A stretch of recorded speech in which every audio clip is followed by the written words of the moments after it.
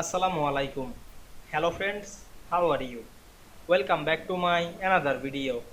In this video, I am going to show you how to make a square shape in Microsoft Excel. Let's get started.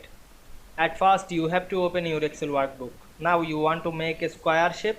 At first, go to the insert menu. Select the shape drop down menu and we can see here many shape. Now I am select the rectangle, then draw the rectangle as a square. Press and hold the shift and draw the shape. Now we can see here the shape is a square. You want to change the color or apply more than style or effect. Select the shape and go to the shape format menu.